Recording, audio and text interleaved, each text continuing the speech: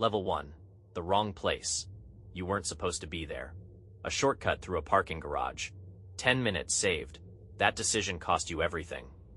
A black SUV parked near the stairwell with the engine still running.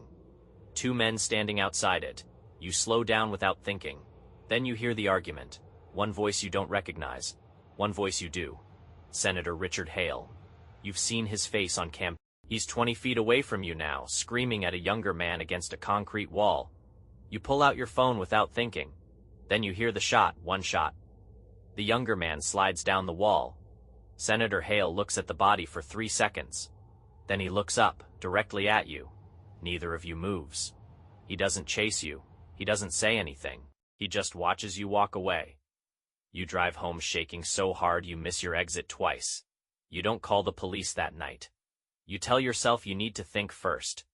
What you don't know is that the parking garage has 16 cameras, and Senator Hale has people who watch every single one. Level 2, the visit. 36 hours later, there's a knock at your door. 2 men, suits. No badges shown. They say there's been a misunderstanding about what you saw. They say the man in the garage was a known criminal armed, a direct threat to the senator's life. They say you witnessed self-defense.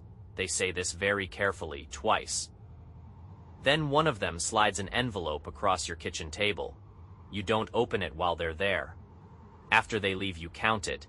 $80,000 in cash. You sit with it for a long time.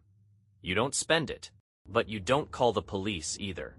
3 days pass. Then you see the news. The young man from the garage has a name now. Marcus Webb, 29 years old. A junior worker in the senator's office. The official story is a mugging gone wrong. No suspects, no witnesses. You stare at your own face in the bathroom mirror for a long time that night. You keep thinking about one thing. Marcus Webb had a face too, and someone made. Level 3. The decision. You go to the FBI on a Tuesday morning. You park 3 blocks away and walk. You tell the man at the front desk you need to report a murder. They put you in a room with 2 agents within 20 minutes. You tell them everything. The garage, the shot, the senator's face, the envelope. One agent writes everything down without reacting. The other one watches you the entire time. When you finish, they ask you one question. Are you willing to testify? You say yes before you finish thinking about it. What happens next moves fast. Your phone is taken away. Your apartment is placed under watch. A federal protection team is assigned to you within 6 hours. The agents tell you something. Senator Hale sits on the Senate Intelligence Committee. He has close relationships with 3 federal agencies. He has been in office for 19 years. He knows people in every building in this city. They tell you to trust no one outside this room. You ask if that includes other FBI agents. Neither of them answers. That silence tells you everything. You leave your car, your furniture, your entire life sitting exactly where it is. A safe house 40 miles outside the city. 2 agents outside the door at all times. No phone, no internet, no contact with anyone. You are a case number now. The days blur together. You replay the garage over and over in your head. The shot, his face, the 3 seconds he stood there. You start noticing things about the agent. Which ones ask questions they shouldn't be asking? 2 weeks in, one of your protection agents gets switched out without any explanation. Replaced by someone you have never seen before. He is professional. Quiet. He brings you coffee in the morning without being asked. He remembers how you take it. That bothers you more than it should. On his 3rd night, he asks you a question. No protection agent should ever ask. He wants to know exactly what you told the FBI, word for word. You tell him you don't remember clearly. He nods and drops it, like he expected that answer. That night, you don't sleep. You lie in the dark and think about the coffee, about how he already knew how you took it. In the morning, you ask to speak. You tell them about the question. The new agent is removed within the hour. Nobody explains why. Nobody tells you how he got assigned to your case in the first place. Nobody looks surprised either. That's the part that stays with you. Level 5, the leak. The trial date is set. On the morning the date is announced, your photo appears on a news website. Not your name, just your face. Described as a key witness in an ongoing federal case. Someone on the inside let it out. Your protection team moves you to a second location within 2 hours. Different state. Different team. You sit in the back of a car watching the city disappear behind you. You think about who knew the trial date. You count the names in your head. The list is short. All of them were. The FBI opens an internal investigation into the leak. It will take months.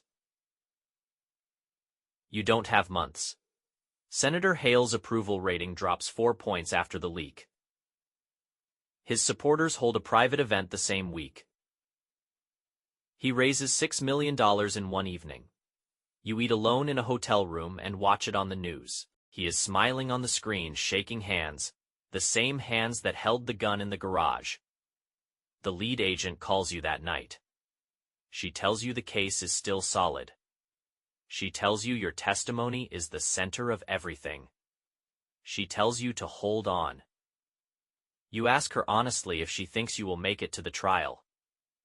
She pauses for exactly 2 seconds before answering. The trial begins on a cold Monday morning. You enter through a side entrance. 4 marshals around you. The courtroom is smaller than you imagined.